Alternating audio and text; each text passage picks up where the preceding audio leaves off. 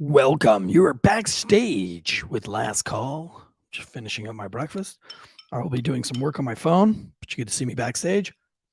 If you have any questions, hit me in the chat. Yogurt is good. Hit me up in the chats. I'm getting a text message from Jonathan Bates right now, informing me on some shit that I obviously already know, dude. Like, you're way behind, Jay Bates. You're way behind, brother. I know her. She was groomed for sex, and she was, dude. She should sue them. I'll talk about that all day. I mean, those dudes definitely took advantage of her, and she was a piece of meat. She's also a whore, though. She actually whored herself out. So I don't know if she should win. I mean, all those guys should be disgusted with themselves. You know, I mean, we all do shit that we regret, I'm sure, in life. But you're a supervisor at a police department. At some point, that's got to be more important than your 5-minute sexual desires in a public bathroom. You know what I mean? I don't know. Hey, David J., how are you? Mer 530. Mer 530, you a boy or girl? I ask you that every week, but I always forget. Oh, there's my co-host. Yeah, great. It looks fine, by the way.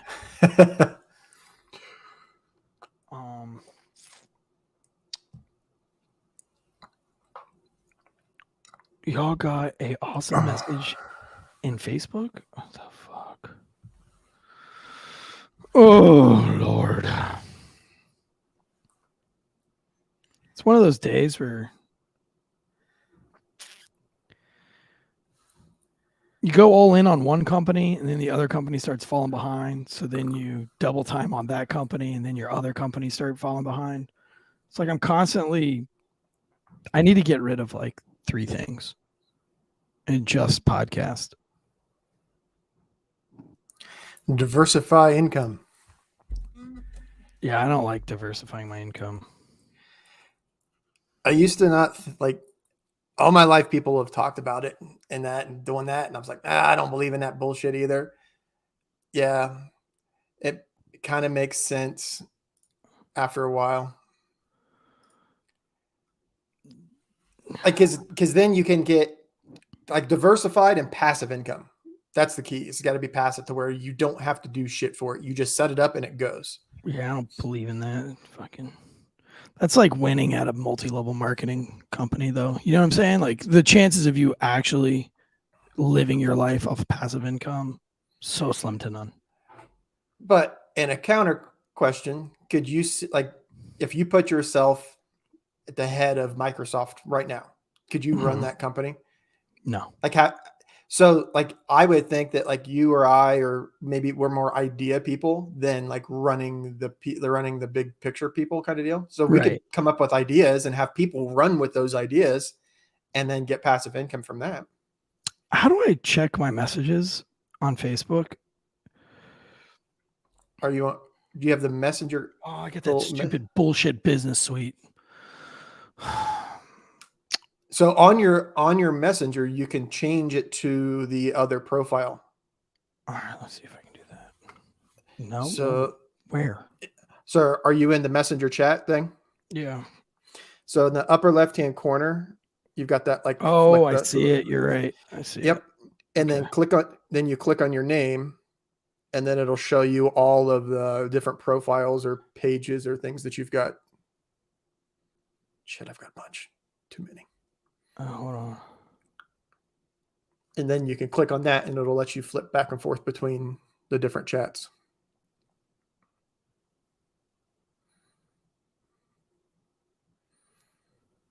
Facebook changed stuff like 2 months ago, 2 or 3 months ago.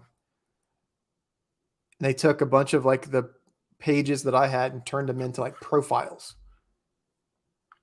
So like my kind of side hustle business, it's not really anything, but the 3D printing stuff is a profile, like a personal profile. I'm like, okay. But it made it easier for like marketing to join groups and stuff like that. It made it a lot easier to do that because you can search for the like exact group that you want to find. You can add that or join the group as the profile or whatever? Yeah. So right now it's like my kid's podcast. It's blowing up. It's growing really fast. And there's like people that want to invest in it. So now I'm working with that. But like, of course they want to own part of the show and They want, and property rights, and then. But it's like, I've learned in the past, you damned if you do, damned if you don't. You don't do it, you'll be chasing the carrot. You do it, you get the carrot, but you only get like part of the carrot, and it may not even be the sweetest part of the carrot. It might be up there near the grassy thing, but that's just one of those things. Bigger part, you'll get a bigger piece of the pie though, because you're not on a network. Well, they are kind of the fair to stop. It kind of depends on like what their deal is, like what they want. Yeah. And then also, it's just, And then I think my landlord's going to dick us over for the distillery. Anytime you start doing any good and you start making a little bit of money, everybody's going to come after you for more money because they think they want to renegotiate and think that you've. Yep. Because what I've learned with and I've not had any success with hardly anything I've done, is the more that you get involved with it, the less that you actually get, because you reinvest everything back into it. Oh yeah, you don't get anything. Like you don't get jack shit. The only thing that's good is like that I run my own life. Yep. You know what I mean? Like I get to keep my house, I get to keep my kids, and I get to do whatever I want. If you need to make a decision, you can make it now. Right. But it doesn't mean that it's always like, it's a lot harder, man. It'd probably be a lot easier to work at 9 to 5. Because you would only be working from 9 to 5. But I don't know. I just like this life. It's pretty fun. It's stressful, but it's like a game. It's like a big game, Every day. I really do feel like I really do feel like it's a simulation. Every day is different though. Every day is different. And I feel like I'm literally like inside of a simulation. Especially as like World War III shit. I know it's all doom and gloom, but I wonder. There's only a few options. I wonder if it is really all doom and gloom, or we're just, because of the internet and the way that we can get information disseminated quickly. Yeah, but I mean, like if you think about it militarily, there's only 3 options. Option number 1 is you de-escalate Russia by giving them what they want, which is that whatever 300 miles of that side of Ukraine. But then our government loses yet another war that we involved ourselves in.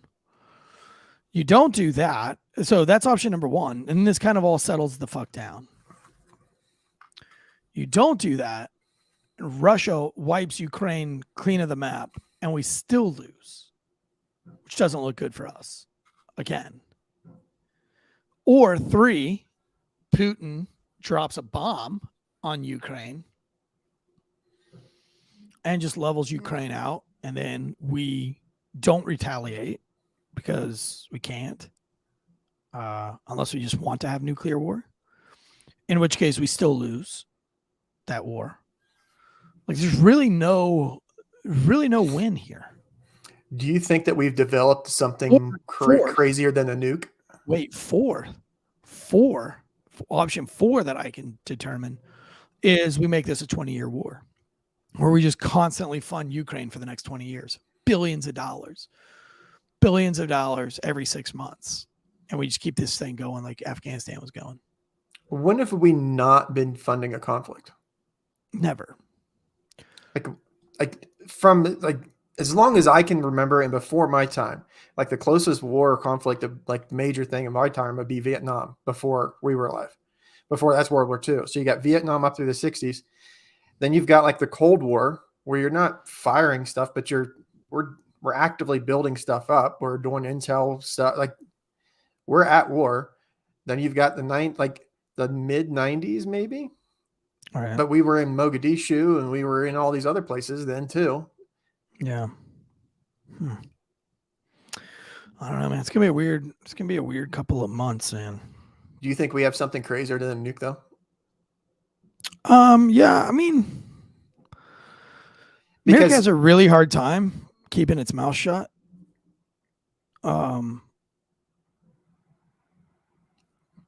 So I doubt we have anything too crazy, but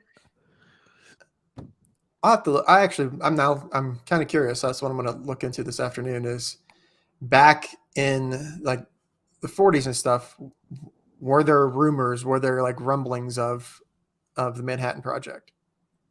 Like, was there anything out there that had any weight to it? Because there's Area 51 and all the rumors and all that stuff of all that crap. But I just wonder, there's been a long time since anything crazy has happened, and you think with all the technology and with like rail guns and energy propulsion weapons and systems, like, yeah, it's nice that you can level a city, but it's even better if you can just get the exact thing that you're trying to target, and there's no collateral damage with it, or less collateral damage, the better. yeah.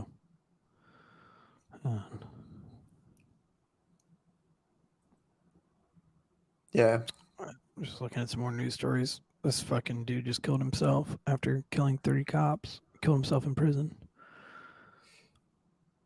Do you see the one in Florida where he shot the girl, then shot the news lady, then went in and shot the mom, and then killed the daughter? What? I saw the news lady. Oh, so let me find it real quick, because you guys could maybe do it next week if you don't have. I'm sure you got something for Friday, but it's like the whole thing.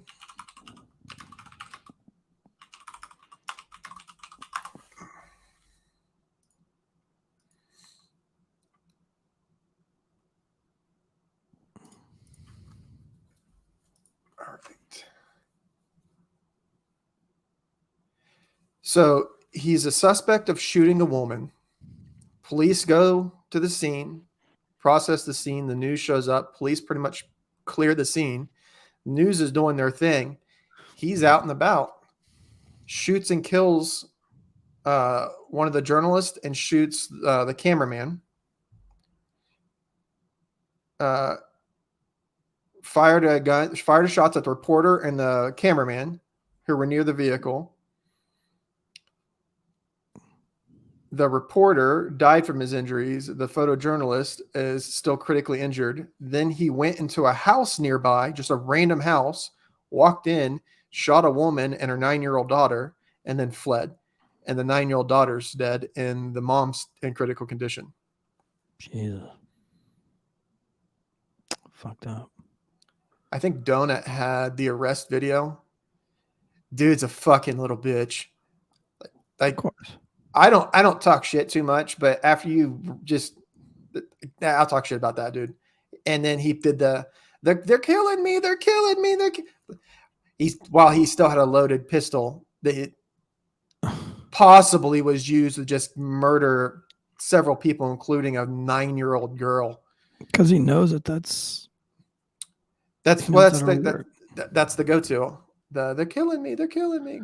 Me, I can't breathe. Me.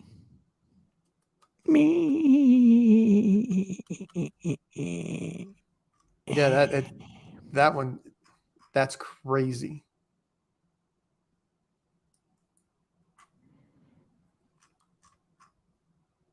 All right, let's see here. Going through some more news articles here. So I got some of the Fetterman stuff. I've got a man tosses his penis out the window during a car chase with police. Huh. That one, this happened in September of last year. And then the TikTok, proposed TikTok ban. Yeah, I got the TikTok stuff.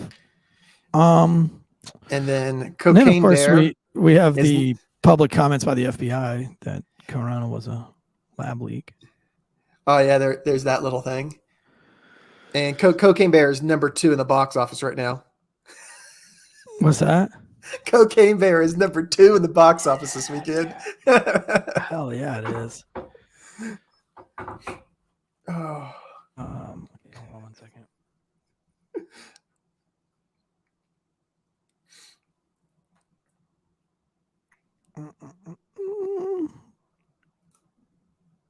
They released Titanic again.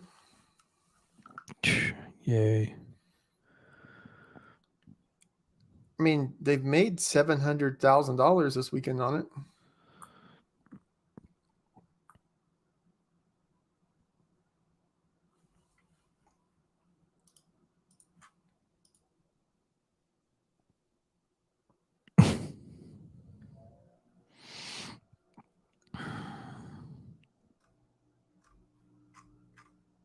So Avatar 2 came out already? Yeah. A while ago, right? Yeah, that's what I was looking at. It's like it's number 4 That's from this crazy. weekend. That's crazy. But it's already made $665 million That's how much it's made. so far.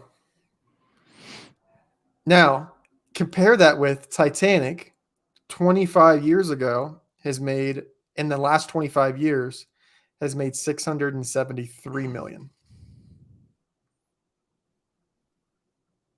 How much? 673 to 665.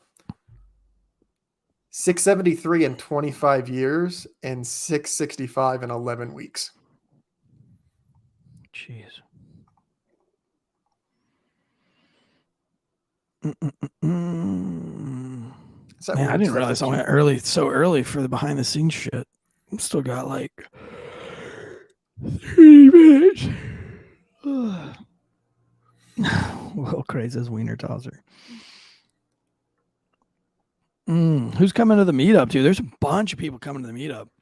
A bunch. Yep, I'm having people they're texting me like, "Hey, I'm going to be there." Yeah. I was watching one more time in my Out of Here's second broadcast yesterday. I caught it live, and there were people in that chat that were excited to come to see us. Yeah. So I shut up. I felt bad about being in somebody else's chat, and they're talking about our podcast. Talk about their podcast. We're here for robbing them. Yeah, those guys are awesome. All right. We gotta do some YouTube shit. Man, we're switching over to. Oh man, what the fuck? Switch account, bitch. There we go. I gotta go over and do some work on the grommet vomit thing because I'm putting it off for forever. Okay, so I need to edit this. All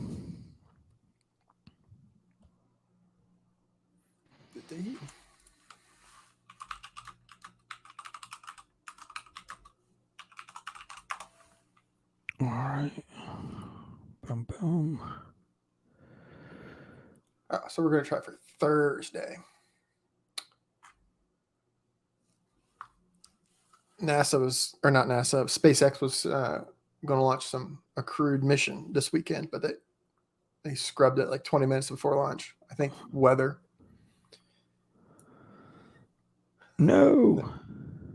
Sorry. Change. Have you watched one of those launches? Not like live, but like even just watched on a computer. Have you watched one? No. Yeah, I watched the one where they like sent it up and then it was trying to float back down. And it kept fucking it up. Oh, the belly pancakey thing. Yeah, that's the future moon / Mars vehicle. I think they send up at least once a week, but sometimes 2 to 4 rockets a week. Like because they send all the Starlink satellites up, and then everybody else's stuff. That's Operation. What is it? Operation Blue Light. For what? Have you seen Operation Blue Light conspiracy? No. Oh, you gotta look it up, dude. Gotta look it up, brother.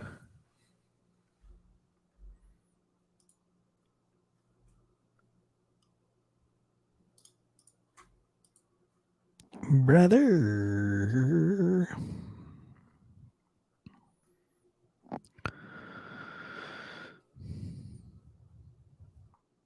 So they were the A team.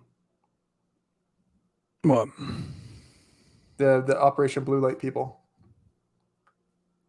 Well, I'm 2 sentences into into the Wikipedia page for it. No, so like basically Operation Blue Light was like a declassified thing where there was a government plan to launch like a laser light show of the apocalypse to scare everybody, and then a one world uniting, like the government would take it down via like visual light show, and that would like make everybody want to go to like a one world government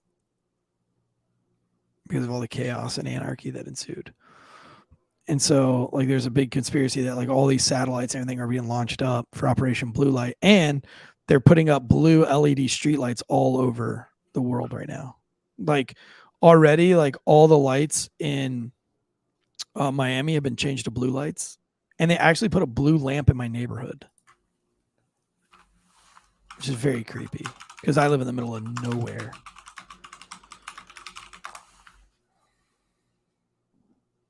Purple streetlights are popping up across South Florida. Dude, they put one in my neighborhood. And my neighborhood, there's 2 lights in my neighborhood that have never changed since I've lived there for 13 years. And now one of them is like bluish purple. I spent like 2-3 weeks going down a rabbit hole of, because I like light is like whatever the thing that my brain likes, like everything to do with light. So like there was like in the late, like mid 2000s, like 5, 6, 7, around there, they were doing studies for streetlights and the impact of, because that's when LED technology really started coming out and became more affordable. So we're looking at the color of the lights on the street lights on how it affected like drivers. Because if it was brighter, closer to 6,000 Kelvin, it has more of a blue tint to it. Mm-hmm. The drivers, like it really fucked with their like especially like long-term truck drivers, and then animals, it fucked with their sleep, their cadence, because of the way that the natural light stuff. So they've changed it or trickled it back to where it's more like 4,700, like 5,000 or 5,200. It's like right in that range is where they try to keep it now. Interesting.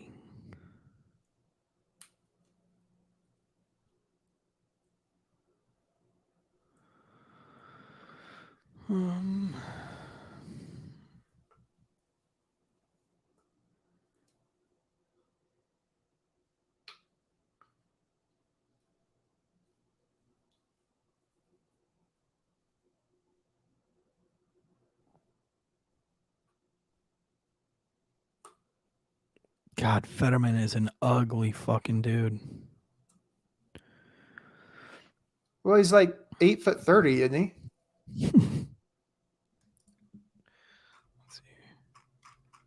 6'9", I think.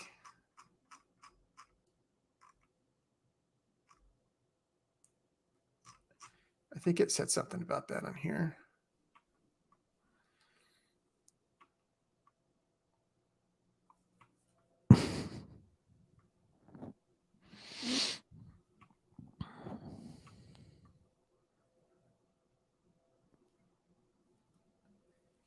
He's 6'9", and at one point weighed more than 400 pounds. And then in 2018, he made a public announcement about his substantial weight loss.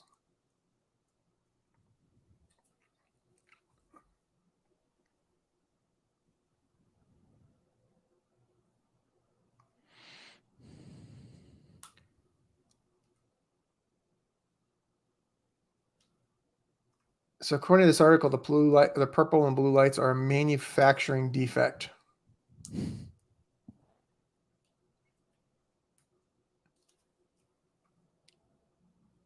What a coincidence, right? What a coincidence. Like there's a whole blue light conspiracy that's like huge, and now all of a sudden there's these defects making all the lights blue. FDOT says that the purple lights provide the same intended safety benefits. I'm going to go ahead and I'll put my name out there and call fucking bullshit on that one. I know enough about light to know that that's bullshit. Oh, dude, it's heinous. The one in my neighborhood, it's like fucking ridiculous. Well, so Miami put out a thing that said that the blue lights that they were putting up because it was making it harder for heroin dealers to stand under or heroin users to stand under the streetlights and shoot heroin because they couldn't see their veins. Literally, that is an article that was put out. The lights are up to provide visibility and deter crime.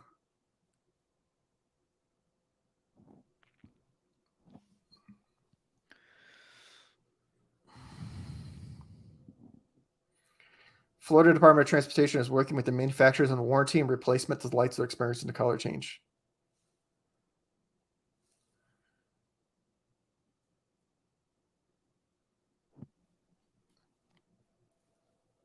It still provides the safety and benefits because it's not dimmer than white lights. So how much time before we go on? So I'll go on a little rant about light. So if you have the same power going in, but you change the color, because there's candela, lux, and lumen are how you measure light. If you change the hue of the color of the light, it changes how much light, usable light, that's actually out there. So that's why, like Florida Department of Transportation and Florida Highway Patrol did a study some years ago, and that's why Florida Highway Patrol, during the daytime they use the red lights, and at nighttime they run all blue. Then eventually they just switched to all blue because they realized they're spending more money to do that. The blue light works during the daytime too, but the way that light travels through the air especially at night, and how it's absorbed, yeah, that's bullshit. I can math and call that bullshit.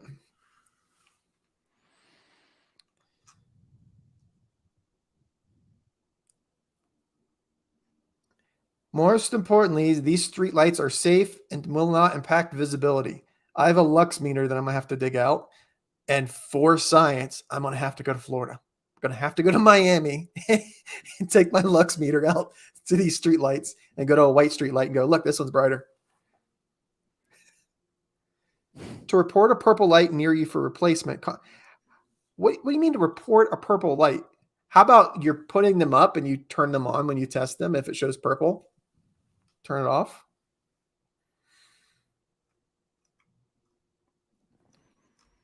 Common sense.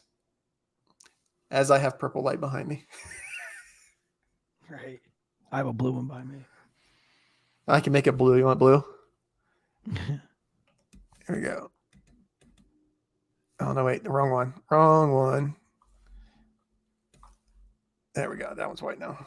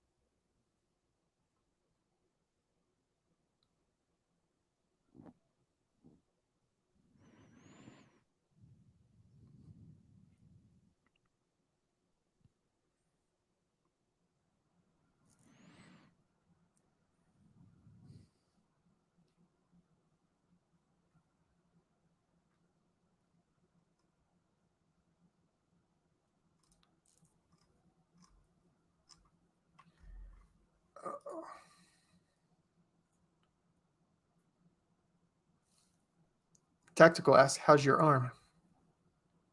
Oh, it's doing fine. My shoulder's still like fucked up from being in the cast, but it's getting better. Atrophy is going away slowly. Or did you have how long were you in a cast? You were in a cast for like a month and a half, or 2 months? Yeah, like 6 weeks. And then you took it off yourself? Yeah. You're practically a doctor now. I am a doctor, yeah. I'm reading. I'm reading all about Fetterman.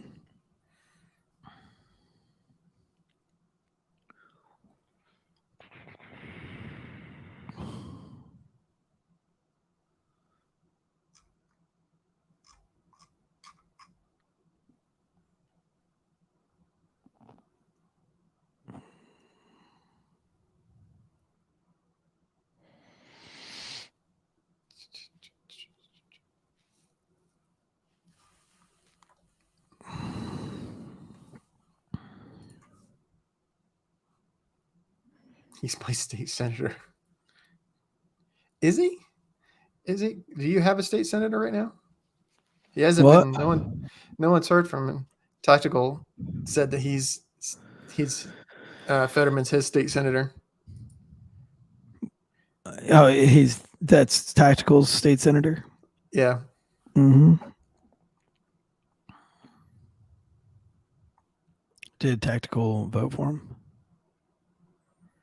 Did anybody really vote for him?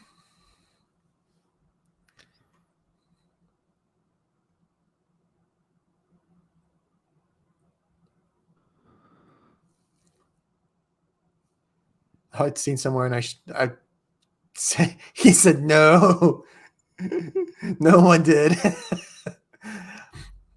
See, somewhere they're going to start calling conspiracy theories spoiler alerts. Huh.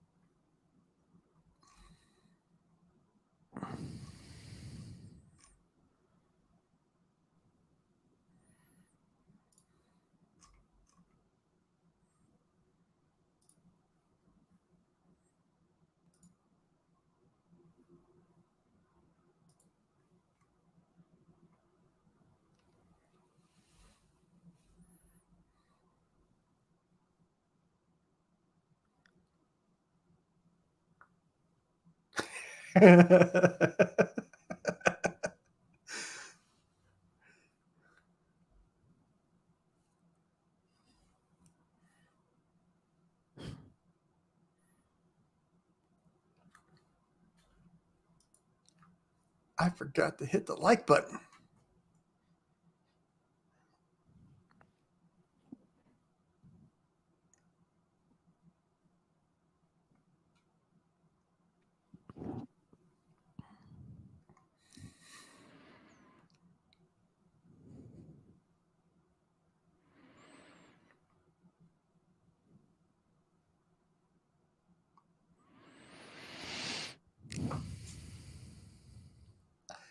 Don't start doing that, legs.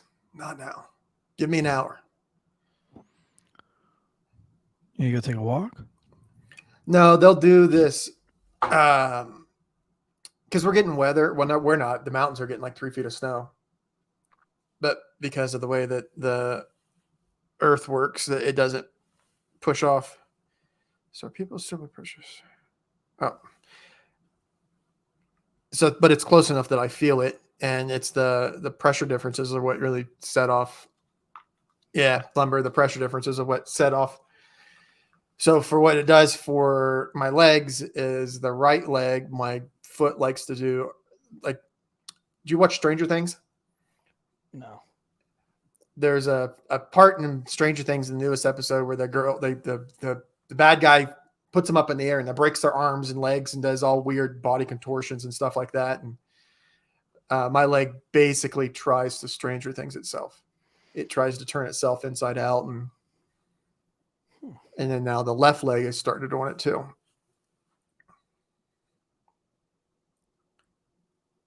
But it'll be like in a Charlie horse, like a really bad cramp that just won't go away. It'll just last for like 45 minutes. Oh my god, that would be the worst. I hate Yeah. Charlie horses. Yeah, I mean, because there's nothing, you're absolutely nothing you can do. There, you can stand on it. You can because when it happens, like I've had them happen in my sleep. I've woke up standing up, like trying to get my body to my leg because it'll like out of a dead sleep, it'll wake you up. My mom raising tissue diagnostics. Oh,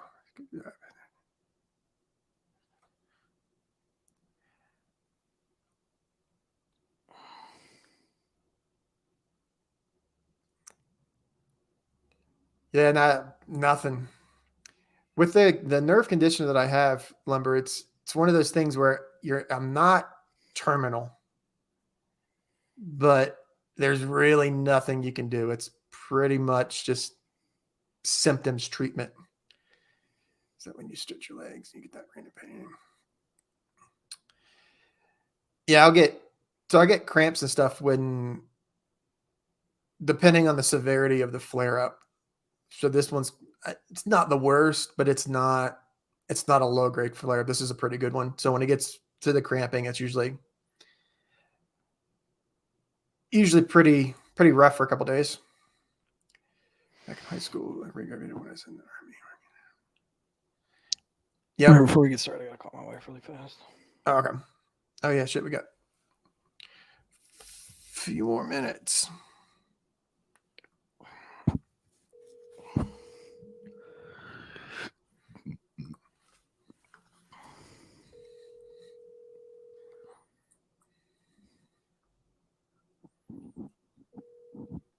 Hey, honey. Yo, baby girl.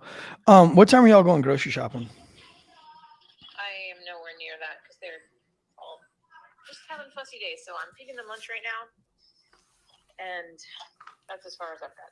Okay, when you get a chance, can you go ahead and throw all those magazines that are on top of the refrigerator and put them in your diaper bag?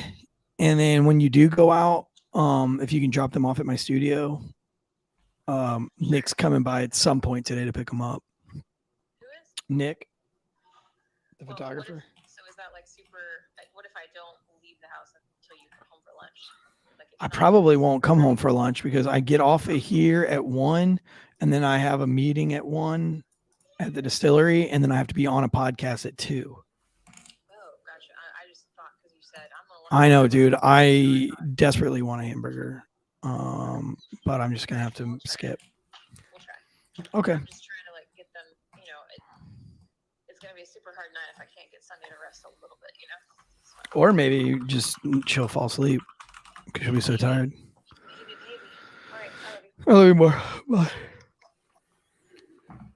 The 2 p.m. podcast is a different. I don't know who. Okay. Is the 2 p.m. podcast? Is it live or is it with? Are they doing it live or are they recording? No, they're not live. Tactical's asking about it. It's not a live show. And I'll tell you the name of the podcast.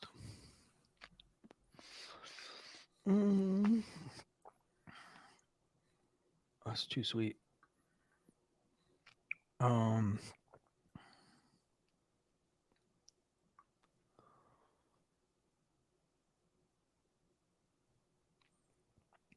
Oh, it's called On Being a Police Officer. Oh, with Abby? Yeah. You know her? No, I've listened to a couple of her stuff with. Is it good? With Drew and John. Yeah. With the one with, if you wanted to really, really know John, listen to the one with John. Okay. Actually, I will. I had no idea. Yeah. Oh, shit. Yeah, it was really good. And then the ones that she's had on with Drew, and I've listened to a couple of the other ones with some of the other cops. So she's not a cop. She's never been in law enforcement. Yeah, I talked to her on the phone, briefly. Oh my God, dude! You ever see these people on social media that you follow them or whatever for whatever reason, and then they get suckered into like multi-level marketing or like some kind of like bullshit like online media scam? I'm following a dude like that right now, and it's just such a train wreck. And it's like I want to tell him, but I don't want to like dash his dreams. I want to be like, look, dude, that's not ever gonna work. Anybody that starts talking about crypto or anything like that, I'm like, yeah, this isn't crypto. This is like fucking essential oils or some bullshit. Same thing. And insert whatever. Yeah, right. Like questionable product or Liver King. Liver King. Larry said Pyramidski, one of the parts of Office, like the cold openings. We just started watching it again. they had Michael's trying to do the pyramid scheme, or he's trying to sell it to everybody else. And he's like, so you're telling me if you do this right here, and then that reaches 2 people, and then that reaches 3 people, and then that reaches 4 people, and he's like, Jim just gets up and he's like, shh, shh, shh, and Michael's like, I made a phone call. Some of the comedic timing on that show, bro, that show is the funniest show ever created. Like it's, if I'm ever like we've started we watched it in the last couple like I watch it. My wife and I watch The Office every single day, and we have for 13 years. Yes, every single day for 13 years we have watched The Office. So before we're live, when would you argue is Jim and Pam's first kiss? Probably the one at the Dundies. When she got drunk. Yeah. Yep. That one, everybody forgets but that it's one. Not really the first kiss though. Like, I mean, like, cause it doesn't mean anything, but obviously we know their first like romantic kiss was when she, is about to marry Roy. And she kissing him up at the end of the night. And then she's like, what are we doing? Shut up, bitch. Those are the most annoying episodes though. Like, I feel like once they get it going, but I like the later episodes too, dude, with Robert California. Fuck. He's the best. Dude. Robert California. Robert California.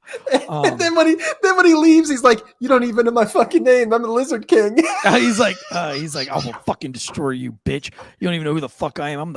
He's like, you don't even know who I am. I'm the fucking Liver King, bitch. Just walks in. I'm gonna go to Central Europe. I will murder you with 20-year-old underprivileged women and take them under my wing. Yes, dude. So good. It's the best, dude. He is the best. Oh, Scott's Tots is always a good episode. Oh, like, that's the worst. That's like the most cringe of all of them. Oh my god! Or the race to cure rabies. Oh, the Meredith Scott Memorial Fun Run for the Cure. Oh, I'm gonna. All right, we're gonna go live. We'll hit it live.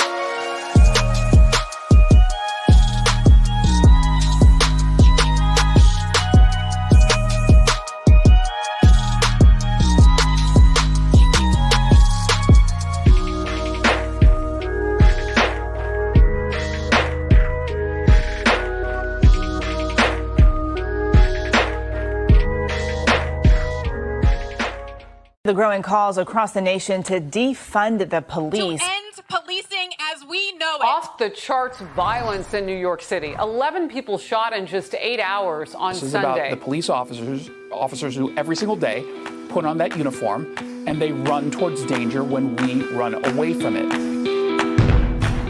Guns up, giddy up. Welcome to Failure to Stop Last Call. You're tuning in to Failure to Stop, the #1 show where police beat society. Culture. Today's episode is brought to you by postmed.com/Wolfbag. Sleep so good, it's scary. Ooh. I am joined with me as I am every Thursday, and that is with my buddy Deadleg Media. Deadleg, I hope you're doing well, brother. I'm glad that battery pack in your ass cheek didn't explode last night. We know you had some complications there. So, well, thoughts and prayers, THOTS, and prayers to you, my homie. If you want to support the show, like and subscribe, please do that. We are live today for our paid members. You want to go that extra mile, be a paid member? We hung out with you guys for almost an hour today behind the scenes, just shooting the shit, talking, getting ready for today's show, getting vibing, if you will, just vibing, waking up. You know, I had my morning tea with a gift that one of you Marines gave me. James, the Marine truck driver, got me this proud Marine dad. Although I'm not a dad of Marines, but thank you for this. I enjoy it. It's huge. That's what I like about it. It's a big coffee cup. But this is the last call episode. We do 4 different episodes a week on this show. Today's last call is always about giving you all the other news that you need to know so that you don't sound like an asshole first responder to your civilian friends. Gives you something else to talk about this weekend other than dead babies and domestic violence. We have our meetup coming on the 12th of April. Lots of people coming down for this, dude. Those rooms are booking up super quick. I am blown away about how many fans that we have and how many fans that are also willing to travel to come and see us. It absolutely boggles my brain that we do these meetups and we have this many people show up. The one in Cincinnati with One More and I'm Out of Here podcast was just incredible with Lieutenant Colonel Scheller. And I Am Pitts, Dexter Pitts from the book I Am Pitts. But this one is in Raleigh, North Carolina, just outside Raleigh, North Carolina. If you want to come to that meetup, we'll be at the Instill Distilling Company, my distillery, from 5 to 8. And then from 8 to 10, we'll be in my studio with some free hors d'oeuvres and some free refreshments and drinks. And we'll all be up on stage. Andrea Up Late will be there. Drew Breezy will be there. Deadleg Media will be there. Jonathan Bates from Com Center will be there. We'll all be up on stage together. And so it's going to be a really, really great time. And it all starts with a rating and review on the old iTunes or Spotify. I can't stress you guys enough how important that is to keep this show on the road. Also, back up is Super Chat. So if you want to leave a Super Chat, we try to put those through making the show a better experience for everybody. Other than that, I'm not even going to get into news because this show is all about news. And today we don't have. It's the lack of a Pennsylvania senator, a junior senator, John Fetterman. That's not news. That's not like breaking news, right? We know that he had a stroke like 2 weeks ago, but now he's being treated for depression. And listen, having a stroke is a terrible thing. I'm not going to downplay having a stroke, but the depression afterwards is a real thing. But what I find more odd is his wife is pretty good looking. I find that odd. Have you ever seen his wife? Let me scroll up, see if I had She's a looker. That dude is ugly. That dude, when I say ugly, I'm not trying to be an asshole. Like, you own it, right? Like, I've got a small dick, so I just own it. Like, I'll just tell you, I have a small dick. That's not mean. That's just facts, and I'll own that. Usually when you see this guy's ugly, when you see a dude with a female that's definitely way out of his league, he's either packing heat or he's got money. Yeah. And he doesn't have any money because his dad had to give him $54,000 a year so that he could be mayor, because the mayor position in, I guess, Reading, Pennsylvania, or wherever the Pennsylvania mayor he was at, I forgot now, only paid like $150 a month. So his dad funded his mayoral candidacy, which I find strange too, which is actually kind of cool too, because then, you don't have a rich person. That's thing. But what I find crazier is Giselle Barreto Fetterman, one, is very good looking, but she has totally abandoned her husband. She said, fuck it, dude, we're out. If you guys don't know, or if you're not following this story, I find this a very odd story. I'm not being political here, okay? I'm not being political. This is true. This is what's going on right now, and I find it odd. I think it's worth talking about. The family of Pennsylvania Senator John Fetterman, by the way, this is coming from the independent.co.uk. The family of Pennsylvania Senator John Fetterman described how they fled to Canada to escape the media circus. Now, her tweets literally use the word fleds. Like, we're flying. Like, here's one of the tweets. I'm not really sure how to navigate this journey, but I'm figuring it out slowly. 1 week ago today, when the news dropped, the kids were off of school and the media truck circled our home. I did the first thing I could think of. packed him in a car, and just drive. Her next tweet: we drove straight into Canada through lovely Buffalo, New York. Pro tip: always have a passport ready just in case you have to run away. That is the most un-American shit I've ever heard in my life. Is she from Canada? Not to mention, the first thing you thought of was not to go be by your husband's side, but to flee the country.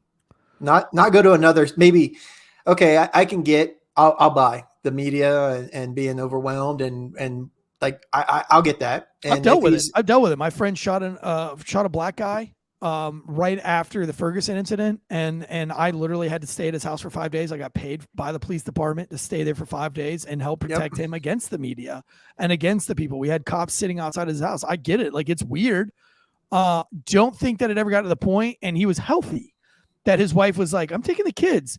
Not only am I going to leave the city, I'm going to leave the state. And not only am I going to leave the state, I'm going to leave the fucking country.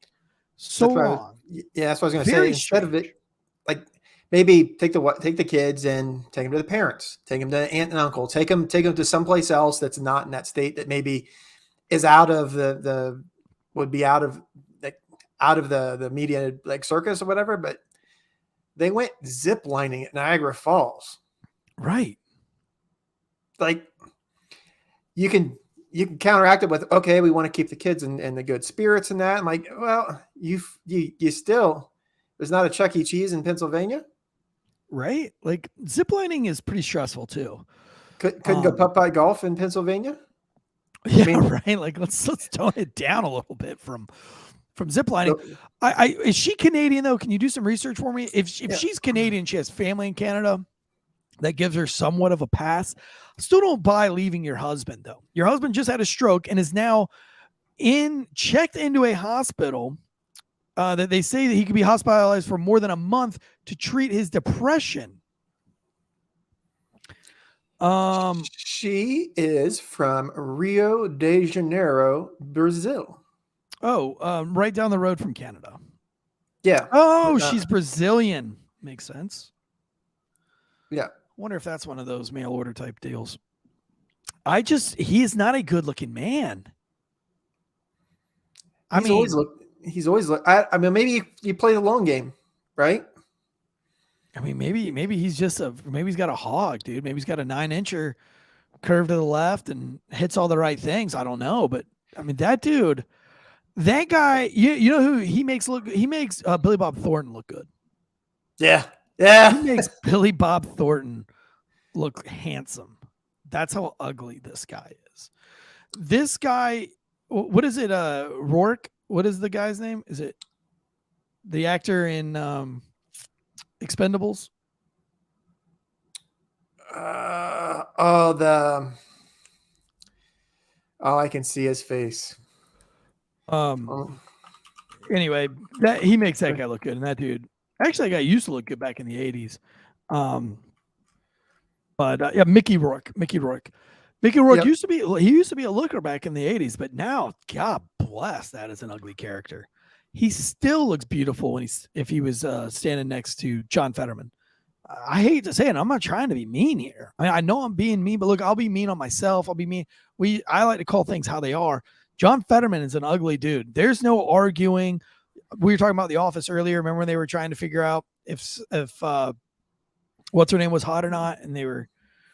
Oh yeah. And they were drawing all the maps around her face to find like true beauty, and this is like non-negotiable. This is not an argument. There's nobody can argue on the side that John Fetterman looks good. He doesn't even look healthy. And I get it. He's like, what? How tall is he? 6'8", 7 foot something? 6'9". 6'9". He's a massive dude. He's Shaquille O'Neal's a massive dude. And Shaquille O'Neal looks good. He's a good looking man. So is homeboy from the Phoenix Suns. He's a good looking guy too. You got The Rock. Huh? Well, I don't know if the Rock's only like 6'1" or 6'2". Dwayne Johnson. Yeah. I'm talking about like tall. So I Super mean, even tall. Michael Jordan's too short for this conversation. He was only at 6'6". I'm talking about like 6'7" and over. Ben Roethlisberger. Gronk. Gronk, good looking guy. Being that tall. Gravedigger. Not Gravedigger, Undertaker. Isn't Handsome Travis compared. Pastrana? Isn't Travis is super tall too, isn't he? No. He can't be that tall. He can't be tall enough for this conversation. Good looking guy though. I don't think he crossed 6'6". I guess 6'1". 6'2". 6'2". 6'2". I knew he wasn't short. I knew he was a lot taller than people think he is. Right. But getting back to the point, he is not exactly what you'd put on. She's just too pretty. She's too pretty for a guy like that. It makes me. I have a lot of questions, and the fact that she's ready to just bail straight to Canada. She doesn't even go back to her homeland. She doesn't even go back to the motherland of Brazil. She goes straight, hightails it to Canada. That's how un-American some of these this new generation of politicians are. We've got a whole. We got a whole bunch of politicians right now that are just completely anti-American, dude. That's crazy to me. That is the most anti-American shit I can think to do. Flee to fucking Canada? Well, what? Dude, she's banging somebody else. If you're leading by example, we did last week. We talked about our president fleeing the country when something happened. What did he do? He went to Ukraine instead of going to Ohio. Yeah, but that's taking care of a business. And listen, when you put something like a trip into Ukraine, like when you put the wheels on that, very difficult to stop those wheels from turning. There's so many assets that will have to go there to get on ground first. I mean, you're talking hundreds and hundreds of Secret Service members that have to secure everything. You've got quick reactionary forces. You've got bomb sniffing dogs. You've got interviews with these cops before they can even be on a presidential security team from Ukraine. I mean, your ads on teams. You're talking about a mass movement. And I don't know if I was the president that I would stop that movement for what's going on in Ohio. It's not a good look, but I mean, I would try to make up for it. Like maybe send Obama down there. Yo, Obama, throw me one, dude. Fucking send your vice president. Yeah, there you go. Come on, or the transportation secretary, but don't wait several weeks until afterwards. Yeah, it's or just not even do a press conference on it. You know what I mean? Just avoid it altogether. You know, which is what the Fetterman thing is going on. And like nobody knows until yesterday. Really, nobody knew what was going on with Fetterman for 2 fucking weeks, man. Just nobody said anything about this whole Fetterman thing. It's been 3 weeks actually, because it goes back. So he was hospitalized on February 8th for feeling lightheaded, and then on the 16th is when he was checked into Walter Reed for clinical depression. So pretty much. And I bet you the depression is because he had a stroke and she was stroking some other dude while he stroked out. That's why she's going to Canada. He's been dealing with depression for a long time, I guess. And let's talk about that real quick. Let's talk about being mentally fit, right? Like to be a cop, we go through a psychiatric evaluation. We go through stress tests, lots of stress tests. Obviously, you go through an academy and a physical fitness test. And that's just to be a cop. I feel like you should at least have to have some kind of mental aptitude test and some kind of mental wellness test to be a mayor, a state senator. I mean, look, we all like, I'm not shit on it. There's a lot of people that suffer from depression, obesity. They suffer from who knows what, right? And I empathize with that. But that doesn't mean, look, if you're a fat motherfucker, if you're fucking obese and you can't stop eating, you can't be a preacher. If you have a problem, if you have an addiction to drugs and alcohol, you can't be a therapist. I'm sorry, you can't. Go fix your shit before you can take a position of leadership over other people's lives. That's why I don't understand how you can be the president of the country, but have like a family life that is a complete shit. Same with being a cop, though. You know, it's like, I feel like if your family life is going to shit, they should be like, look, you have to go fix your family before you can be a cop. You can't go around fixing other people's families if you can't even fix your own. Lead by example. Lead by example. Ooh, that's a touchy subject. That's a real touchy subject. I love pissing cops off when it comes to that. Because I would say like a large percent of cops are just bad family members. They're just bad to their family. They're sold out to the job. dedicated to the career first, man. I actually had a conversation with a really cool cop, Kick Flipping Donuts. You guys heard of this guy, Kick Flipping Donuts? I've seen within like the last 24 or 48 hours, I've seen him on everywhere. A couple places. Yeah. He's going viral, man. He's this really good skateboarding cop in uniform. He's doing a great job. And he reached out to me on the social media webs, and we actually talked on the phone, and he was like, dude, like, I think it is so important, this family life. Like, and it's crazy. You've got to be able to balance being a hard charger and a good first responder. And you got to balance that, which is the whole point of today's show. Like, Last Call is all about giving you something else to talk about other than dead babies and domestic violence. So, you got to, be well-rounded. I love pissing cops off when I say, like, dude, I wish if you would spend half the amount of time preparing for your day off as you do for preparing for court, like 30 minutes. I love saying, like, hey man, what are you doing your day off? Oh, I have no idea. You've got to have an idea, dude. You got to have a family. This is your time. It's your time to shine for your family. Get it together. Get organized. Hey, I'm going to wake up from this time to this time. I'm going to mow the yard and do my chores. And then noon, I'm taking the kids to go see a movie. Speaking of movies, Cocaine Bear crushing it right now. Number 2 box office. Yeah, number 2. Beating Avatar, thank God. Yeah. Like doing stuff with your, like, because going home and having stuff, you've got to have that out. You can't carry this job with you all the time. Like, that's what, like, I would call them normies, but like people that aren't in first responders, people don't work dispatch, don't work on, like, they've never been in that field. They don't understand. And they really, like, people do not call 911 because it's having a birthday and they want to have, and we got 2 or 3 extra pieces of pie or cake or whatever. And we're inviting people. People call 911 on their worst day of their life. That's at Tuesday their worst at 9 o'clock. moment on their worst day. That's your Tuesday at 9:45. Yeah. Yeah. Tuesday at 10 o'clock, you're going to go to somebody else's worst day of their life. So you have to, all day long, it's just nothing but inundated with trauma. You've got to have an out. You've got to have something to decompress and just, like, look, because if not, it is all doom and gloom, and then you'll take it home with you, right. And you don't get with your family, and you just keep it. You got to have that out. You got to have some, like, way back when I was active, I was being single most of the time, but I was a big in my car scene with my buddies and stuff. Like, I had an out. I had something that, like, I did, like, on my days off, I had something to do, like, every day off. And there are quite a few times you'd have to do stuff with your section or your team too, because that team building outside of work, you build that trust with people back, because you understand, like, oh, now I understand why he might come to work, and because he's got 9 kids. Yeah, but it's like on that squad when you're having like a party like every other weekend. Like, yeah, the squad's good to go. Like, ugh. I didn't do that. We did it like once every 2 or 3. It's usually like, because my shift, we had like 40 or 50 guys on my shift. It was a rather big shift, and it was big enough that every couple of months somebody was having a baby. Yeah. Yeah. So every month we did a collection for it, because I worked for the Marine Corps. God, I'd kill myself. But we did, well, it was because we had Marines that would leave. So, like, they're going away. So we had that, or for like the baby fund. So the majority of it went to the baby fund. To have, well, I mean, stuff. My whole point with all this is, go ahead. But I said, it was to have something to do that wasn't work. But my point to all of this is, though, is that, like, there's gotta you gotta have some kind of mental wellness to do all this stuff.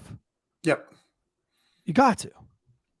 Or you go crazy. And look how many we were already talking about, like, crazy cop parents, stuff like this. So the fact that John Fetterman can be in charge of a Senate seat in Pennsylvania, and he's not even 60 days in, and he's stroking out and suffering from depression, and his wife is fleeing on him to Canada. That's a problem, dude. And they're really not saying much. They've saying maybe a couple months dealing with this, and then there's no contingency plan. So there's no one going, like, there. So no, I don't buy that. I don't buy that either. Like, the Democrats allowed him to be there. Yep. Like, the election systems are rigged enough that if they don't want somebody to be there, a case in point, Bernie Sanders, you know, Hillary Clinton did, like, she didn't want Bernie Sanders around. She got rid of Bernie Sanders. Like, she shut Bernie Sanders down really fucking quick. If they don't want you to be around, you're not going to, you know, it's going to be very difficult if you don't have that kind of money. And so Fetterman being very poor and being around, it's because they wanted him there. They're like, this is a good fit. And it's, my guess would be it's because they know he wasn't going to last long and they're going to be able to substitute him with somebody that they do want. Or do they know that he's an asterisk? He's something that they can turn around and use in the future. So they might not need him now, but he might need to be the scapegoat for something or the fall guy for something in the future. But it still begs the question. Why do you leave the country? Why does your wife leave the country? And it wasn't like, it's not a conspiracy thing. It's not like anti-Democrat, anti-Republican. I would be saying the same shit if this was DeSantis's wife or anybody else, even though DeSantis is not a senator. But, you know, if Rand Paul's wife fucking bailed to Canada or bailed to Costa Rica or whatever, I would be like, that's bizarro land. Like, it's pretty anti-American.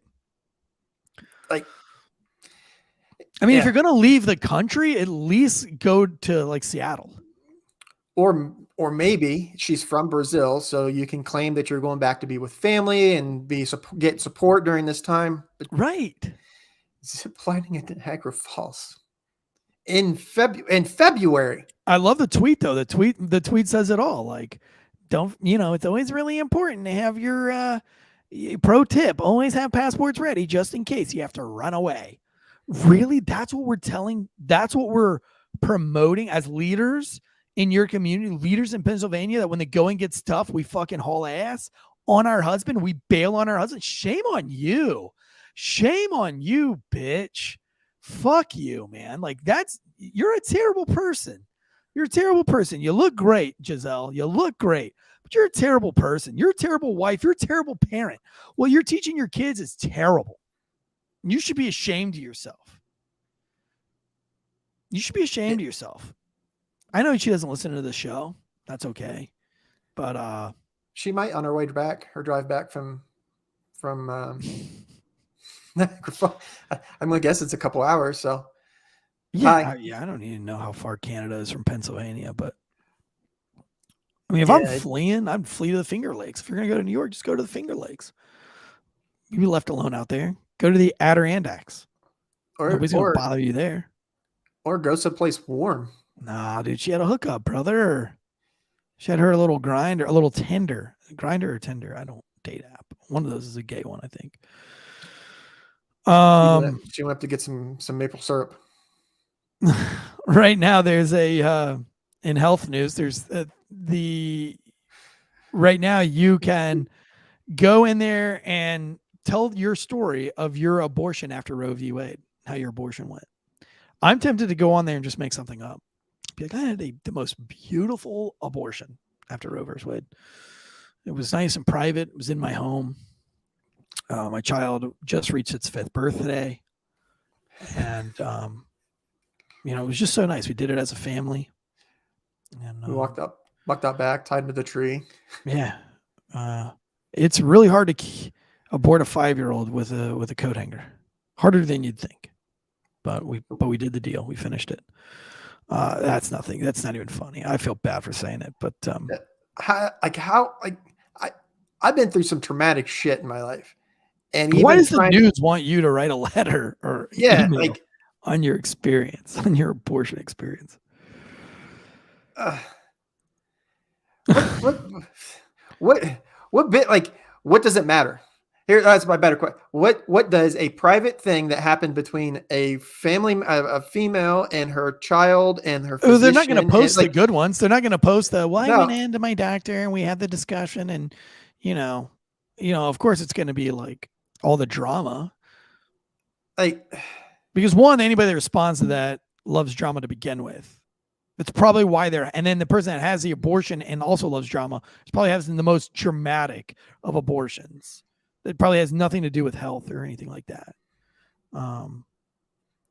Listen, I'm a victim of it too, man. Like one of my family members, man, like I had half of the family, literally, I had a family member tell my wife that if she tried to talk one of the other family members into not having an abortion, that the family would disown them because she was having a child with somebody that they didn't think she should have a child with. And we were like, are you fucking like, it's crazy. People, people can get crazy. Like, you're going to write, I'm not writing you off because you're trying to convince her to have an abortion. You're writing us off because we're trying to convince her to not have one. Like, what does your opinion get to matter, but ours doesn't? We're pro-life, obviously. We're probably too pro-life. There's kids. I mean, there are literally families, there are couples that have spent thousands and tens of thousands, possibly up to maybe 100,000 on trying to get pregnant. just trying to get pregnant. Not even like, and then they'll have, then they got to get through the whole pregnancy. Then you might have a miscarriage. Like, having a baby is a big, like, that's a big deal. Like, yeah. Let me see. Someone was asking where can they write the review. I'm trying to iTunes. find, huh? On iTunes.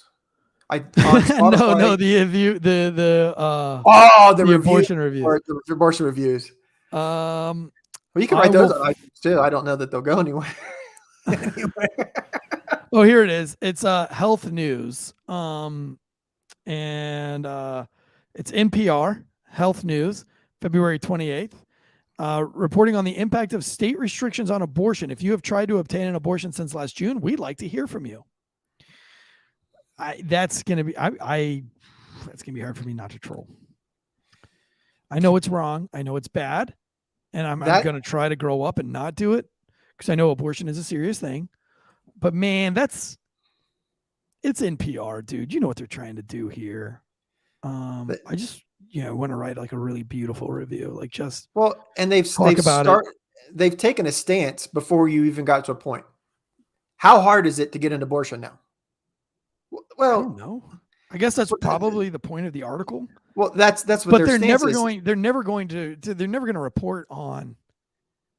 If they get 5 reviews about, it really was as easy as I thought it was going to be. Like, I literally just went in there, plopped me up on the table, put that vacuum inside of me, and turned the shop back on, and thump, there it goes. It was a beautiful, beautiful experience. Nobody's going to write that. Nobody's going to write that. Of course, they're going to be like, well, it's fucking bullshit because. They're 9 times out of 10. I'm not telling everybody that's having an abortion, but 9 times out of 10, that person just is just too lazy. They just don't want to raise a kid. They don't want to inconvenience their own life. It's not for health reasons. It's not for mental health. It's not for any of the bullshit, even though they'll say it is. It's not. 9 times out of 10, most of your abortions are going to be just because you're too lazy to want to raise a child. You're too selfish, too self-absorbed. Now, I get it. There's probably 1% that I do. And that's why I'm not like super anti, because I do believe that that everybody has a walk of life. And that's why it's a gray area for me. I don't think it has to be black and white. I think but that's just my own personal opinion. I think it should be on a case to case, but it should be very hard. It should be very difficult to get an abortion. I don't think it should be very easy. I think it should be very difficult. I think you should have to go through. It should be as hard as signing up for the VA. Yeah, that's a whole fun other. I mean, like the trying to get your VA benefits and an abortion should be like the same level of difficulty. Well, the VA with me, they cut all my appointments in 2020, and then in December they decreased my benefits. Right. With no treatment, with no nothing. But that's the VA. That's a whole other fun stuff. But this, like, from the NPR, the way it sounds like they're making it seem like just like with gun bans and stuff like that, making it seem like you could just walk in and get a gun. Like, I've never had to deal with abortion. Like, I don't know, because I've never researched that, because I felt that my personal the only drama that I see at the abortion clinic are people protesting at it. Like, I feel like you're just drawing more attention to abortion clinics. Like, well, people just go away and nobody will ever even talk about it. It's not going to go away. People aren't going to just stop having abortions. Well, it's people that have opinions about shit that they have nothing to do with. At the end of it, they'll have nothing to do with the outcome, but they want to have the involvement in the city. No. Like, you can take your sign and go someplace else. Go to Canada. Yeah, go to Canada. While your husband go ziplining. I agree with you 100%. Like, I mean, if you want to go protest something, let's go protest the Epstein stuff. Yeah, let's get that list out. Yeah. That's what I'm much more interested in that than I am about the freaking you know, the whole point. Listen, like it's important to some people. It's not really that important to me. And thank God it doesn't have to be important to me. You know, thank God that I come from a relatively normal family and somebody that takes pride in family. And, you know, family, the biggest thing for me is learning family. I didn't learn about family until I met my wife. I mean, luckily for me, my mom and dad were very family oriented. My grandparents, my aunts and uncles, not so much. They would very much rather just write you off. They like the drama. And that's okay. But I met my wife's family. And again, aside from my mom and my dad were married, never divorced from each other. They've been married for 40 years, you know, something like that. Yeah, like 40 years, I believe. And so I always had like a really good idea. My dad was very good with family. His sisters, maybe not so much. My grandmother, definitely not so much. But my wife's side of the family, super family is the most important thing. And it doesn't matter about what's going on or who's getting arrested or who has this, you know, and I'm glad I learned those lessons, you know, because there's no better joy in life than passing on. Yeah. I take so much pride in coming home and looking at my family, cuddling in bed with my whole family and saying like, man, this is it, dude. This morning, man, I had my wife next to me. I had my baby on my chest. I had my 5-year-old making a tent at the foot of my bed. I had my 8-year-old drawing a picture on the other side of the bed. And I had my 9-year-old laying in between my wife and I and the baby, playing with the baby. And I just stopped for just a second at 7 o'clock this morning. I didn't do anything. I just looked and I was like, man, this is life, dude. This is what it's about. I've worked very hard for that. And it's sad to me that people don't work for that kind of home environment. And I think that's what makes the world a better place, to be honest with you. So when you make the conscious effort and decision to say, I am going to be a family guy. I'm going to be a fucking rad husband. I'm going to be a really good fucking husband. I'm going to be the best husband I can possibly be. And I think you have a good life when that happens, man. I wish more people would do that. I wish Fetterman's wife was more like that, or was family first. Dude, there's nothing that you could do to scare my wife away from my bedside or my kids. If I was in a coma today, I bet you my kids and my family would stay in that hospital until they pulled the plug. I've had since I broke my leg, because that's how it started, all the whole dead leg stuff. I only count surgeries as times that I was unconscious, because if I didn't, then the amount of procedures, I'd lose count. Mm-hmm. So I've had 13 surgeries just for the leg, and my wife was there for every single one of them. Yeah, dope, dude. Dope. But she was one of the mail order ones too, though, right? So she kind of has to. It's part of the contract. It's that last little bit where obviously it's not, because old Brazilian here, she's out, dude. She's out. Brazil, my wife's baby. My wife's from China, so it's different contracts for Chinese. Different Brazilian brides. different import fees and stuff. Damn, dude. She got any balloons in the house? We kind of do. I'll send you some pictures of what. So for Chinese, the Lunar Chinese New Year is it changes every year, so it's not on the same day, right? But it's usually closer to. So with Chinese New Year, this is usually like a couple weeks or whatever into the year. So we have our decorations up for Chinese New Year still. So some of them are like the. How does she feel about all this Chinese Russia rhetoric? Does she have any opinions? Just like with us, and like we can love our country and not like our government. Right. So like every time that, like, I've been to China quite a few times, and I'm probably going to go in the next like 2 or 3 weeks. Dang, again. Dude, I actually had a nightmare. About 10 years ago. And the nightmare was that I was visiting China with my family, and they did a full China lockdown, and they were looking for anybody that had any kind of American military background, and they were seizing them. And so I was obviously American, and I have a military background.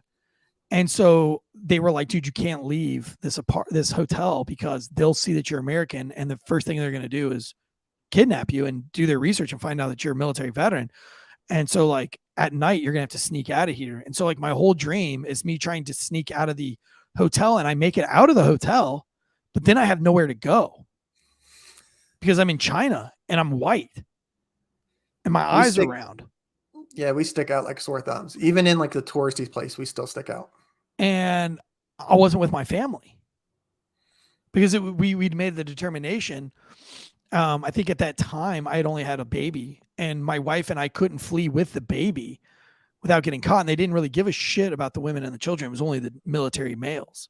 So I had to leave my family and go running around China. And I was like, dude, I'll never go to an Asian country. After that nightmare, it was the longest, most colorful dream I've ever had. And I was like, dude, I'm not going to any Asian country with my family ever. From that. Yeah. I've had every time it's always been fun. I've not had a bad experience over there. Yeah. Is it a lot like Big Hero 6? I don't think I've seen that one. Oh, really great animated movie. That's how I kind of feel China is. There are a lot of things that I'm like, man, this would be so cool if we could have in the United States. But then I'm like, that wouldn't work because all these companies would have to have their fingers in it and all this. Like, there are a lot of things that they have an app on their phone that does everything. So your text messaging, your bank, paying your bills, your bank account, everything is linked through this one app. That's so you really don't have to carry a wallet. You just QR code. What happens when the government just decides? Well, they already are. Right. They already control they already control everything. Like when I'm over there, I don't VPN when I'm over there. I just know that there's stuff that I'm not going to, like, can't get on Facebook, can't get on Google, can't get on YouTube. There's just a lot of stuff you just can't do because they don't have control. They don't have the ability to control it, so they won't allow it. Well, speaking of control and not being allowed, we've got finally this Twitter thing. Finally, Twitter is being taken off of all government phones. I mean, not Twitter, TikTok. TikTok. Ah, bless. TikTok. Twitter wouldn't be bad either, honestly. How are there TikToks on government phones anyway? If we know that this is Chinese spyware, it has no business being on any government phone. For all you military sergeant majors, I call you leaderfluencers. One, you can all go fuck yourselves because you should take that time that you're on TikTok to go lead your men. Start trying to influence other people on TikTok with your bullshit motivation and go motivate the men that you just pound into the ground constantly and make bullshit decisions because you're a piece of shit. All you sergeant majors, lieutenant colonels, captains with your TikTok on your phone, you should all be demoted and you should all resign because you're not a real leader. You know that this is Chinese spyware and yet you do it anyway.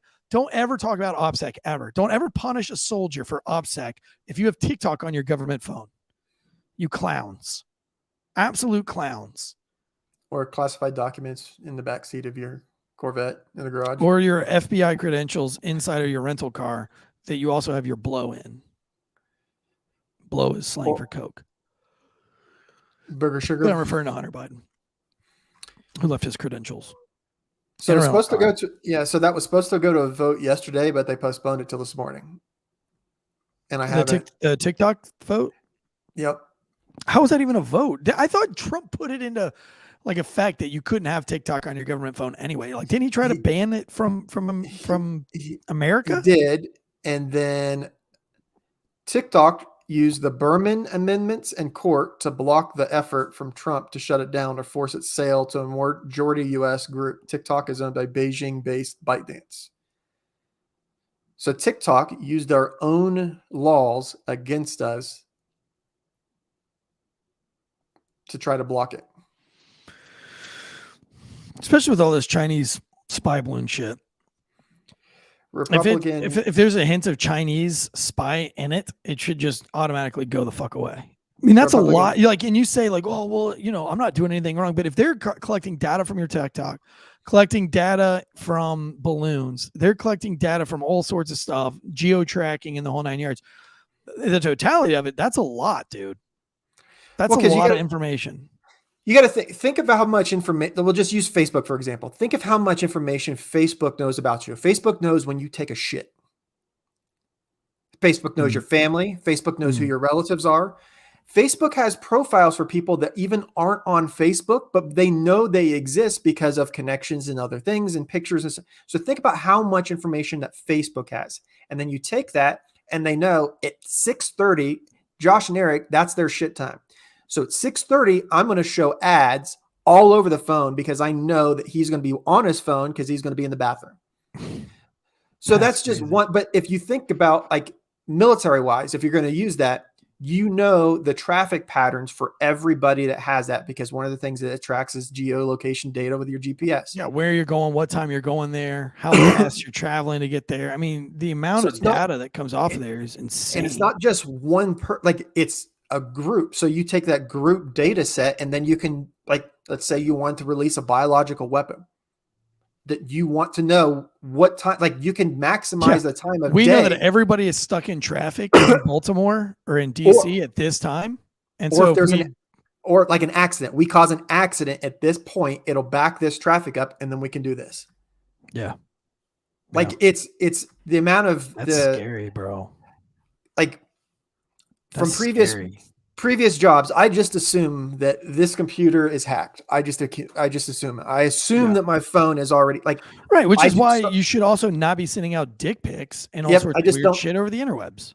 Yep, I just don't send it unless it's through something that I know that's. If I know that I need to send something, there's ways of sending stuff. But yeah, you go and you get one of those Polaroids. Polaroids shot your wiener and then hand deliver it and then burn it after she looks at it.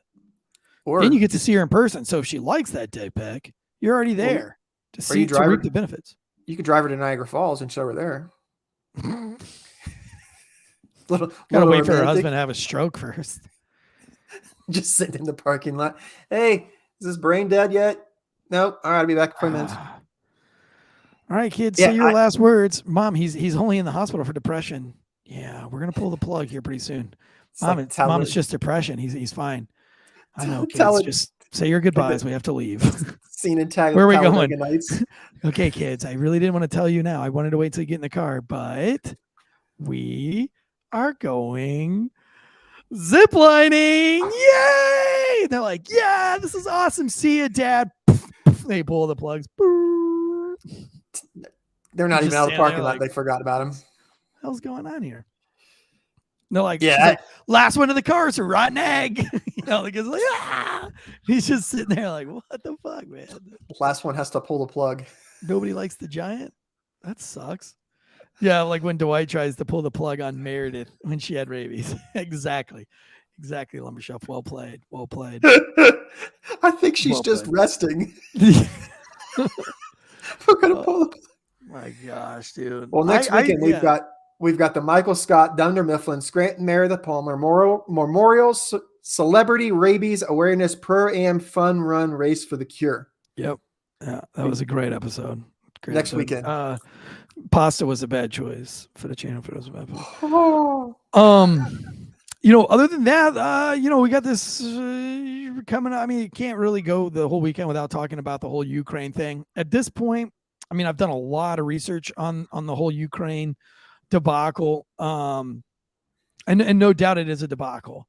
And what we've done is we put ourselves, from what I see, we put ourselves into a very peculiar space right now. And we put ourselves into a position as a country that we have to lose, or we have a never-ending war. We have a never-ender, just like we had in Afghanistan. Come spring, Russia is going to ramp stuff way up. That's going to happen. There's no conspiracy there. That's not a political debate. That's military strategy. And Russia has intent. Russia has the intent to win this war. They are not just fucking around like we did in Iraq and Afghanistan, or maybe even Vietnam. These guys have intent to win. Like they want to win, and they want to wig on the big map. They have a lot to lose here. We are pumping in billions and billions of dollars, and it's not working. It's just not working. This is like betting money on the Steelers to win the Super Bowl last season. It's just not going to happen. They're just not that good of a team this year. Kansas City's a better team. Doesn't matter how much money you dump into the Steelers, betting on the Steelers, it's not going to work. It's not going to win. Get them new helmets, get them new pads. Doesn't matter. They don't have the talent. Ukraine's not going to win this war. So not only that, one of four things is going to happen. it's like us being like us playing for, we're playing for another team and we're dumping money into another team. That's what we're doing. Yeah. We're This is the only things that can happen. I mean, unless I'm way wrong here, but the way I look at it, the only thing I see happening here is that we enter the war ourselves and get busy, which is going to be World War III. Okay, we don't do that. And then we just say, okay, Russia, you go ahead and take that 300 miles of Ukraine or whatever it is that y'all wanted to begin with, that your butt hurt about. Just go ahead and take it. And let's just let this whole thing done. Let's let the peace talks work themselves out. And we lose, right? They lose a big chunk of their land, and we lose face on the world stage again, for the second time in this administration's time in office. And I don't think that's going to happen. Or we dump more money and we send the jets over. And I think at which point Russia goes ahead and fucking probably drops some kind of nuclear biological warfare on Ukraine. Lord forbid. But I don't see Russia not going to win this war, doing whatever it takes. And we're not going to do shit about that. Or we're going to send jets over there and Russia's going to do an all-out surge on Ukraine. And then that'll be the end of it too. And we're not going to do shit about that because we're not going to get involved. I mean, I don't see very many ways of us winning anything here, unless we're just going to slowly kind of pretend like we're putting money over there just enough, and we don't send jets, and we just keep dumping money into a losing effort. And we do that for the next 20 years just to kind of make it just a long running civil war, or not civil war, but a war between Russia and Ukraine. And I don't know how, and maybe Putin puts up with that because it's good for his military complex, blah, blah, blah, blah. But either way, this war doesn't go away in the next 6 months without catastrophic measures. I preface the next statement by, I understand that people are dying and suffering. I get that. But at the same time, they were in Burma. But at the same time, there are people in Palestine and Ohio that are worried about whether they're going to live at. There's veterans that live on, like, we have shit here at home that we could take care of. So my first question is, what is our strategic value in that?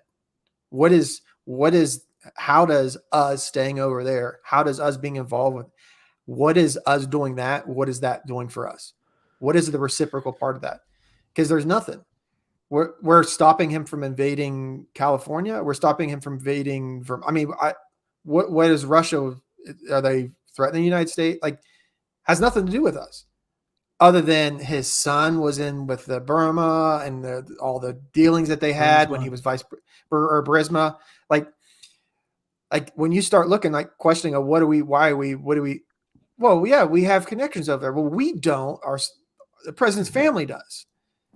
And I'm afraid, dude. I'm afraid that my kids, are going to have to go fight that war in 8 years. Just like our, people are like, well, that's not you're being dramatic. Look at Afghanistan, bitch. Dudes that I served with that had babies while I was over in Afghanistan, their kids fought in Afghanistan as well. 20 years later, 18 years later.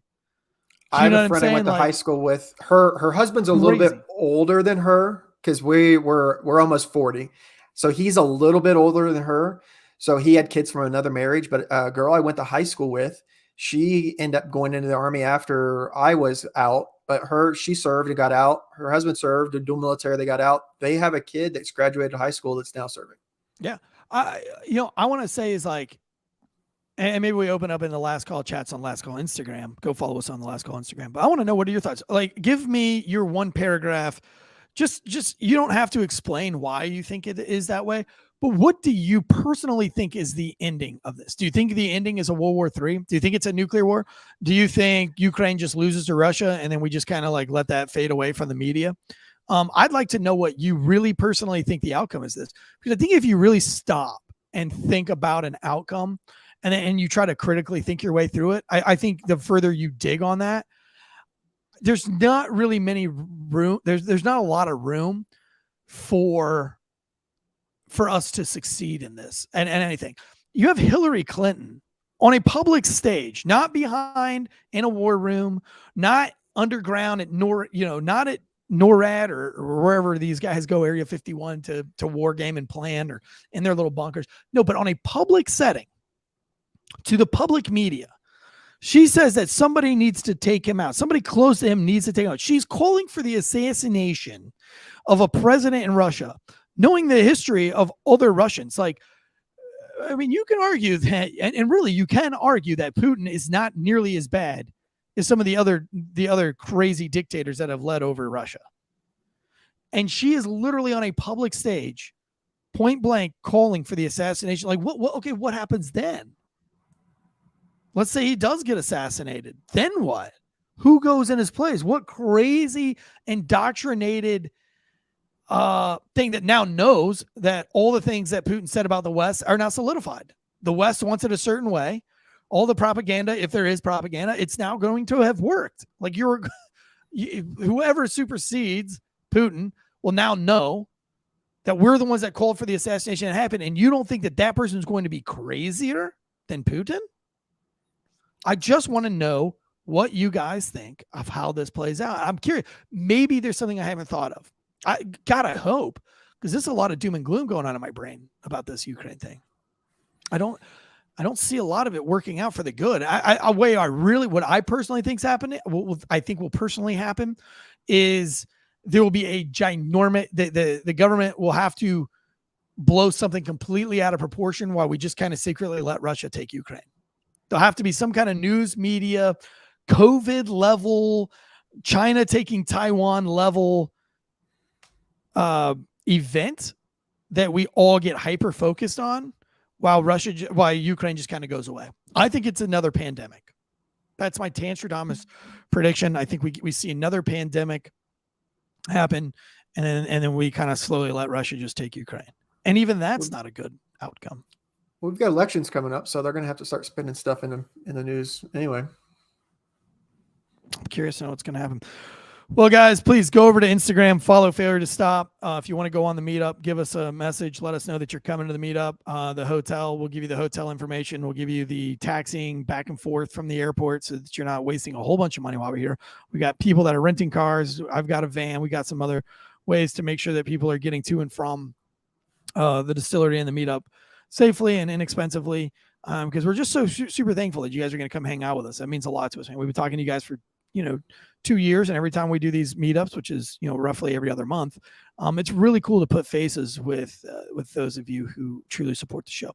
Again, and if you got some news that you want us to talk about on Last Call, if you got stuff that you want us to break down, let us know. Today I'm going on another podcast, so I'll be promoting that. I want you guys to go listen to it. But the podcast is about being a police officer. It's the title of the show is called On Being a Police Officer. So I'm Drew Breezy was on their show. Jonathan Bates has been on their show. A bunch of other big name cops have been on their show too. I think has Mike the Cop been on that show? I don't know if Mike's been on there. She's had a couple people that were from Portland and Seattle that have been around for all that stuff. Yeah. Like it's some pretty... She's a civilian. She's actually a journalist that created a show on policing because she wanted to learn as much about policing and have other civilians. So I'm excited. She said she's going to ask me some tough questions. She was like, what's off the table with you? I said, nothing's off the table.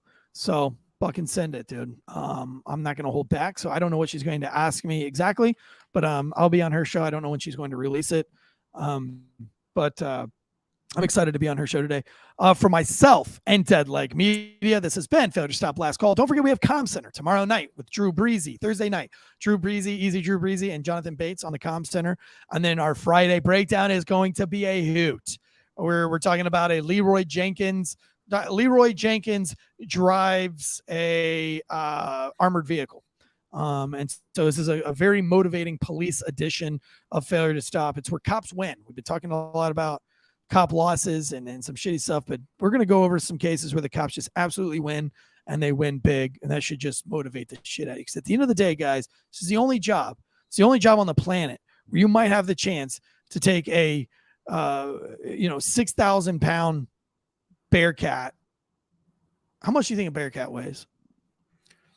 Probably more than 6,000 pounds. Probably like they're like the smaller ones, or somewhere like 8 to 12,000 pound range, but the an bigger ones are 8,000 like, pound truck that you get to drive as fast as it'll possibly go, 38 miles an hour, and ram it into a suspect's vehicle because he shot and killed a cop. That's the kind of shit we're going to talk about on Friday. It's going to be great. So 10,000 pounds, that's cool, dude says. Yep. Yeah, there you go. They're not that's the light. only job on the planet that you might get the opportunity, that might even be a lottery opportunity. You get to do that. And then you get to shoot the guy 100 and something times afterwards. So all that's going to be on this week's Friday Breakdown. Again, from last call of the day, thank you guys for all being in the live chats, all you paid subscribers, Murr, Lumber Chef, Tactical Doom, Bold Cold Fleas, Austin, Will Cray, all the other guys out there, John. We love all of you guys. Falconator, thank you guys. Until next time, guns up, giddy up.